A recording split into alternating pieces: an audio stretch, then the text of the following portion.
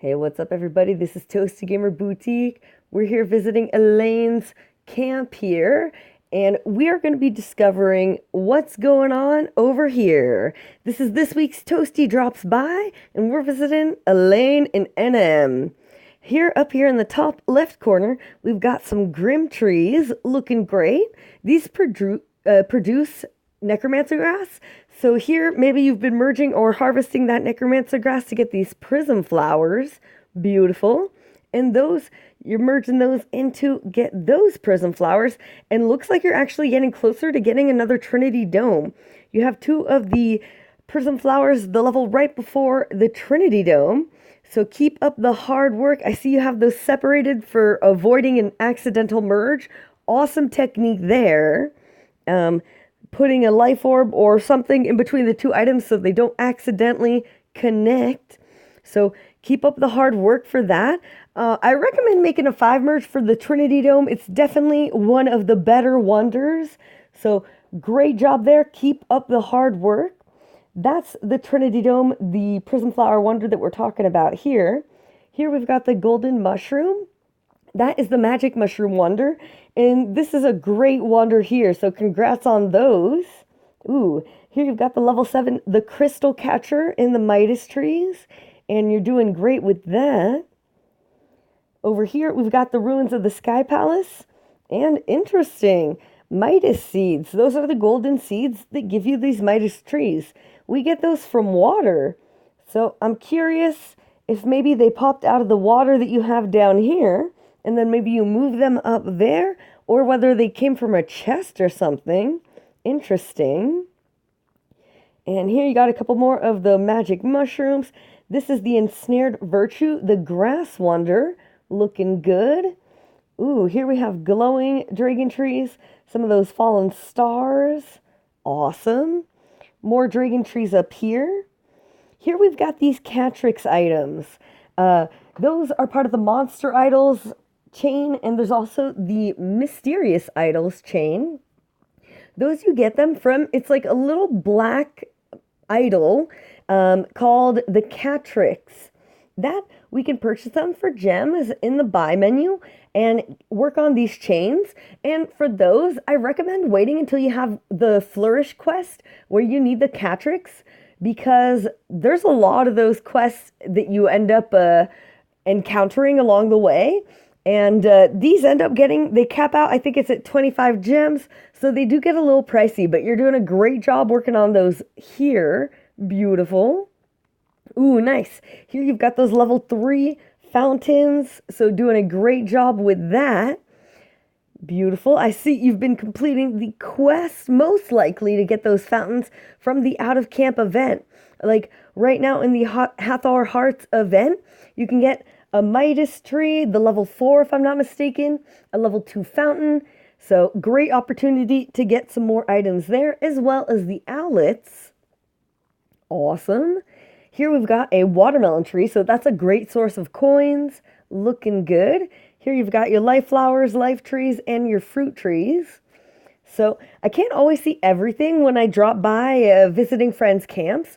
So maybe you might have some trophy items there, or you're just using the open area here to farm and harvest. Beautiful. We've got those Gaia statues. Here looks like you've got some of the living stones.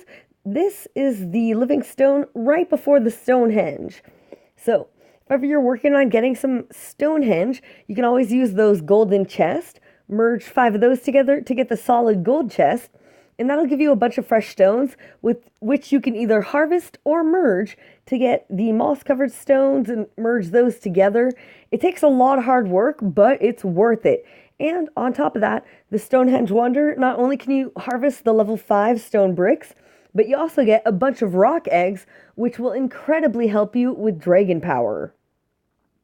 Beautiful. That looks like the Gossamer Life Tree, so you're crushing it with the life trees. Keep it up. Here you have the Zen Temple, 2 of the bunny topiaries, super cute.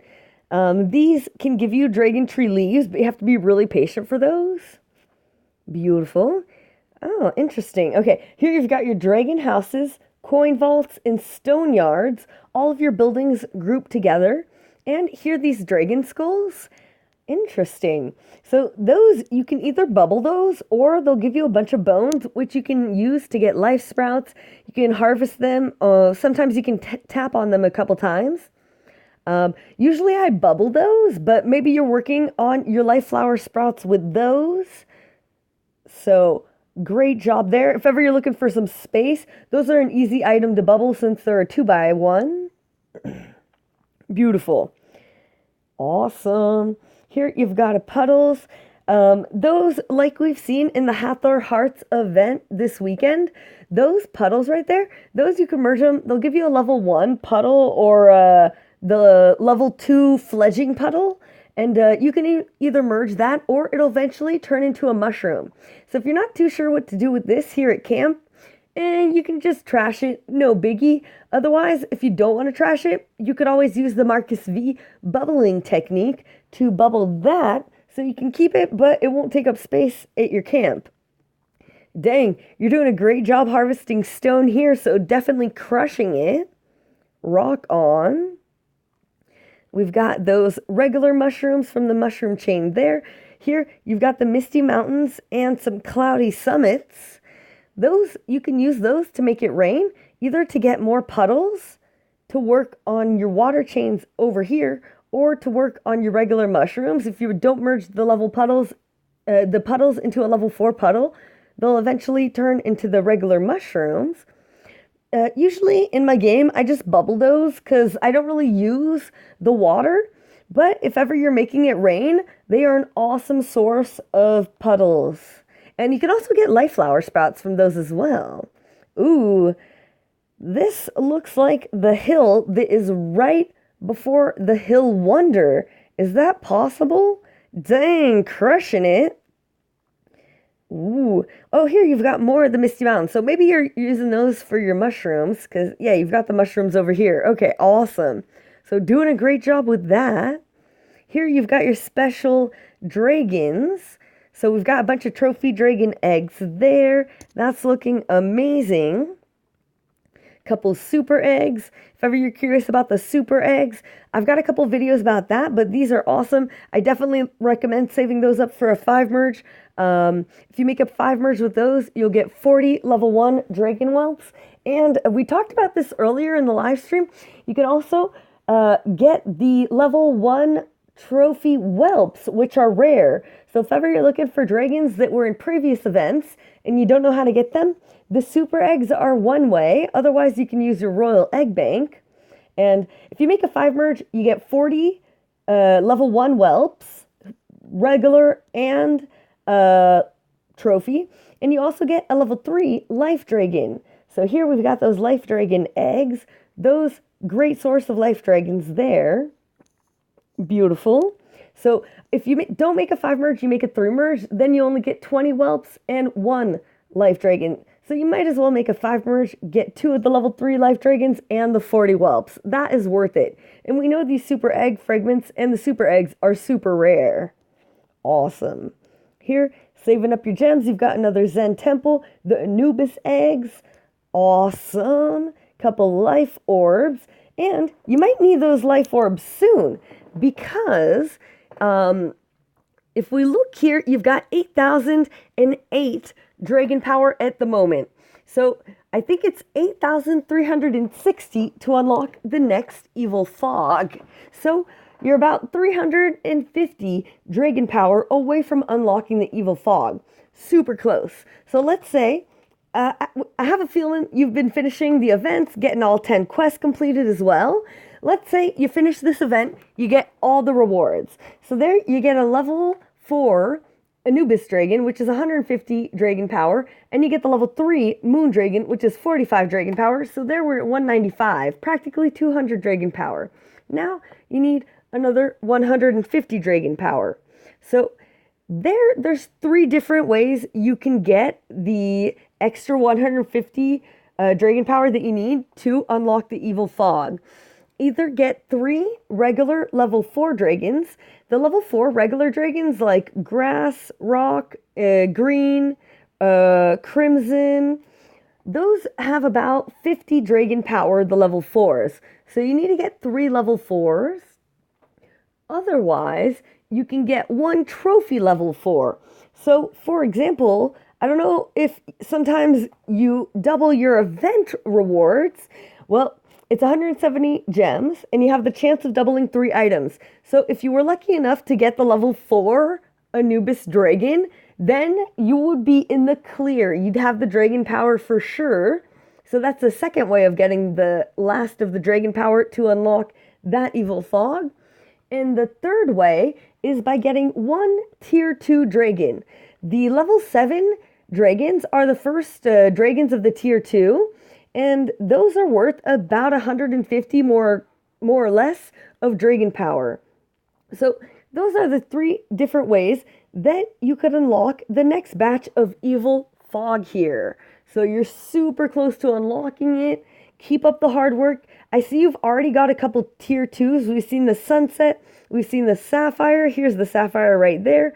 There we've got the citrus. So you're already doing a great job by getting those tier 2 dragons. Keep up the hard work. Rocking it. Yeah. This is looking super good. If ever you're working on your hills, you know the occult chest. Those are great for getting more hills. You can merge those, and then you get tons of those hills. If ever you're working on your mushrooms, you can also use the stone you have here to get those dangerous chests. Merge those into chest of beast, and then you'll get a bunch of mushrooms there, a bunch of puddles as well. Personally, I find the Misty Mountains a little bit messy, but like I always say, whatever floats your boat as long as it floats. So if these clouds and puddles are doing it for you, keep up the hard work. Yeah. So I guess last tip I can think of, if ever you want to work on your buildings. Now, the more buildings we have, the more pricey they get. So one thing you could do, get a couple of the golden apples of the cosmos. You know, those 2x2 items, they take up 4 spaces. And let's say you're working on your wood sheds. Okay, spend all the wood you have. So make sure to empty out your wood sheds. Okay, and then you're going to use the Marcus V bubbling technique with the golden apples. You can either harvest stone or use your Misty Mountains that you have here. So they're kind of actually convenient, the Misty Mountains. If you don't have dragons to always be harvesting stuff to fill up the spaces for the Marcus V technique, you can use the Misty Mountains or the Cloudy Summit here. The Cloudy Summit right here to make it rain, filling up those spaces. So here you'll want to work on your wood storage. You're going to bubble up those that you have here. That is going to dramatically reduce the price of your stone yards. So then, and like I said, make sure you spend your stone first, because if you bubble your stone yards, then you won't have any storage yet. So if you have some stone in there, you're going to lose it. So you spent all your stone, you use the Marcus V bubbling technique, you bubble your stone yards, and then you're going to go to your stone yard menu in the building here, in the build menu, and buy a bunch of those stone yards. You're going to have to refill your stone quite often, but you basically have all the materials you need right here to get a level 8 stone yard. If you reduce the price by bubbling those stone yards, yeah, it'll be a little bit of work, but you've got it. And that will dramatically increase the stone storage that you have.